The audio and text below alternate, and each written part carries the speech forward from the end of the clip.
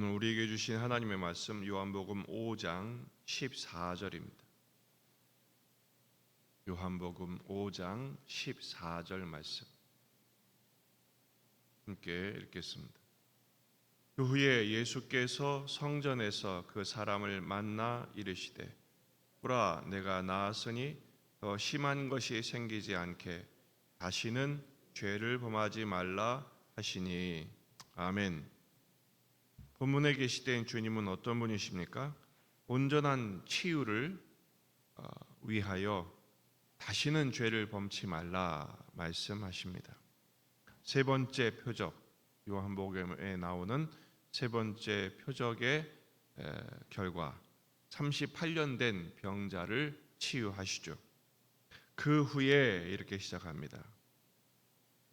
이 38년 된 병자에게는 엄청난 치유의 은총이었습니다마는 유대인들에게는 불편한 사건이 되고 말았습니다. 왜냐하면 안식일에 이 일을 하심으로써 안식일에 노동을 한 것이라고 여겨졌기 때문에 그렇습니다. 하지만 주님의 관심은 그 한 영혼의 치유, 회복에 있으셨죠. 그래서 성전에서 그 사람을 다시 만나십니다. 일부러 성전을 찾으셔서 그 사람을 만나신 이유는 몸의 치유가 끝이 아님을 보여주시기 위함입니다. 전인적인 치유까지 목적하셨기 때문입니다. 그 사람을 만나서 확인하시죠. 당부하십니다. 보라, 내가 나았으니 더 심한 것이 생기지 않게 다시는 죄를 범하지 말라. 내 몸이 나았다. 그러므로 다시는 죄를 범하지 말라.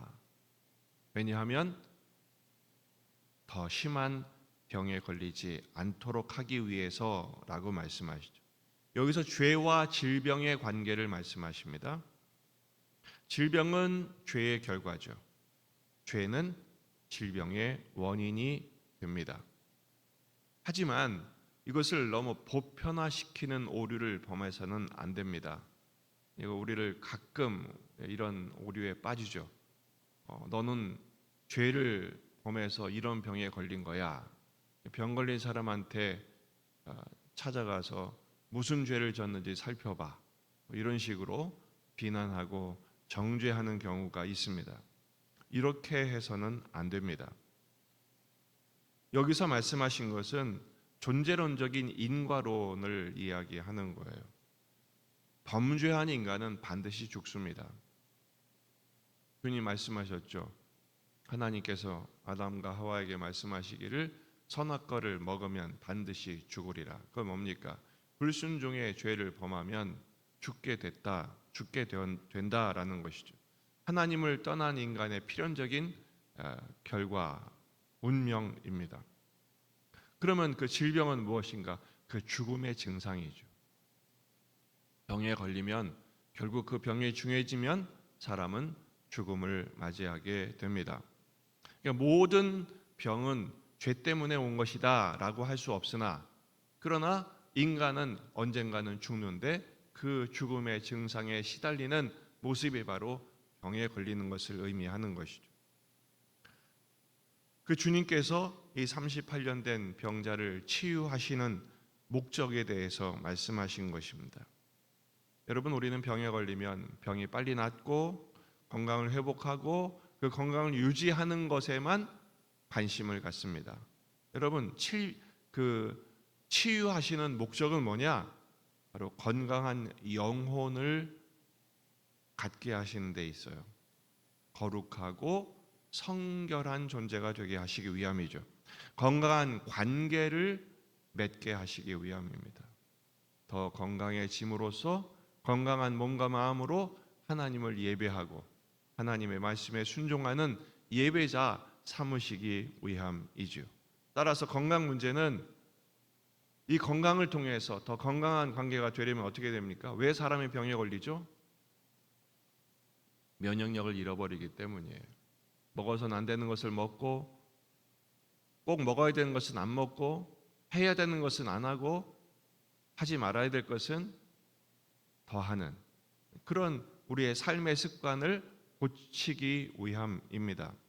따라서 건강은 우리의 죄를 억제하고 더 거룩해지는 기회와 과정으로 삼아야 합니다. 그래야 하나님의 진노와 하나님의 심판을 예방할 수 있기 때문이죠. 우리가 죄를 범할 때마다 어떤 마음을 가져야 됩니까? 죄와 피 흘리기까지 싸워 이기려는 마음을 가져야 합니다. 거룩을 위해서, 성결을 위해서, 주님을 더욱 닮기 위해서 그런 것이죠. 마찬가지로 병에 걸리면 우리는 바이러스와 싸웁니다. 그래서 건강을 회복하려고 애를 쓰죠. 마찬가지로 죄의 유혹과 충동과 도전과 싸워서 이기려고 애를 써야 합니다. 무기력하게 굴복하거나 끌려가서는 안 된다는 것입니다. 그리고 하나님이 치유해 주셨을 때 우리는 그 치유를 하나님께 감사하고 하나님의 뜻에 순종하기 위한 기력으로 삼아야 하는 것이죠. 하지만 인간의 본능은 병이 나으면 금방 과거로 회귀하는, 아니 더 악화되는 경우가 있어요. 건강해진 몸과 마음으로 더 힘써 죄를 짓기 때문에 그렇습니다. 히스기야를 보십시오. 그가 병들어 죽게 되었을 때 하나님께 기도했습니다. 하나님이 응답하셨어요. 놀라운 표적까지 허락하셨어요. 해 그림자가 10도나 뒤로 물러가는 표적까지 주셨어요. 그런데 이 히스기야는 그 치유의 응답을 받고 나서 금방 교만해져 가지고 자랑을 떨다가 오히려 하나님의 진노를 사게 됩니다. 역대하 32장 24절 그때 히스기야가 병들어 죽게 되었으므로 여호와께 기도하매 여호와께서 그에게 대답하시고 응답하신 거죠. 또 이적을 보이셨으나 히스기야가 마음이 교만하여 그 받은 은혜를 보답하지 아니하므로 진노가 그의 유다와 예루살렘에 내리게 되었습니다. 하나님의 응답을 받으면 어떻게 됩니까? 그 은혜에 보답해야죠. 그게 뭡니까? 하나님이 기뻐하신 존재로 변화되는 삶, 예배를 사랑하고 말씀에 순종하는 존재가 되어야 하는데 히스기야는 그 치유를 자기 자랑의 기회로 삼다가 오히려 하나님의 진노를 사게 된 것입니다. 오늘 말씀의 교훈은 건강을 목적하되 건강한 몸을 죄의 기회로 삼지 말아야 한다라는 것입니다.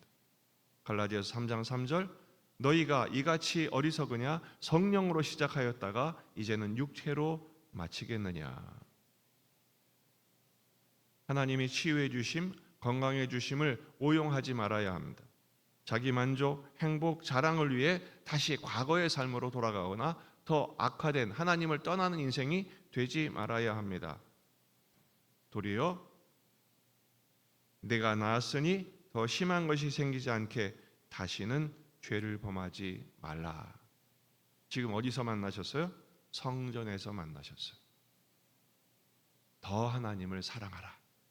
건강한 몸과 마음으로 하나님을 사랑하고 예배하고 말씀에 순종하고 그 뜻을 이루는데 충성할 때 너의 건강과 너의 영성과 너의 거룩함은 더 온전해질 것이다 라는 말씀이죠.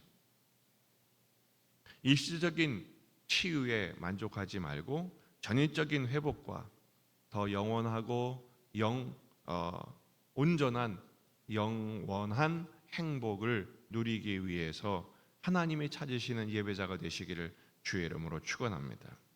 혹시 지금 건강하십니까? 그 건강을 죄와 싸워 이기는 기력으로 삼으시고 하나님이 찾으신 예배자가 되십시오. 혹시 지금 병을 앓고 계십니까? 치유를 위해서 기도하되 치유의 목적은 하나님 만나는 거잖아요. 지금 하나님을 만나고 계시다면 더 하나님을 사랑하십시오. 더 예배하십시오. 이미 치유는 시작된 것과 다름이 없습니다. 어떤 형편에 있든지 하나님의 다스리심과 통치하심을 의지하십시오. 거룩한 하나님의 백성이 되는 것입니다. 빌립보서 2장 12절 항상 복종하여 두렵고 떨림으로 너희 구원을 이루라. 하나님의 백성들, 신자들의 모든 삶의 목적은 순간의 문제의 해결, 순간의 질병의 치유만 있는 것이 아니라 그런 과정을 통해서 구원을 이루어 가는 것입니다. 성화되고 영화를 위하여 하나님 앞에 더욱 내 죄됨을 인정하고 자복하고 회개하며 엎드리는 것이죠. 주여, 이 죄인을 불쌍히 여겨 주옵소서. 그렇게 될 때 하나님이 오히려 이 질병이 우리를 더욱 강건하게 하시고 육신의 강건함뿐 아니라 영혼과 전인적인 회복을 이루어 주실 것입니다. 그 은혜를 누리는 저와 여러분의 삶이 되기를 주의 이름으로 축원합니다. 기도하시겠습니다. 말씀을 붙들고 우리 자신과 가정과 교회와 지역의 복음화, 민족의 복음화, 세계 복음화를 위해서 환우들, 분의 아들들, 수험생들, 취업준비생들, 또 결혼을 위해 기도하고 출산을 간절히 사모하는 우리 자녀들, 여러분 가져온 기도 제목들 가지고 간절히 기도하시다가 돌아가시겠습니다. 참 좋으신 주님,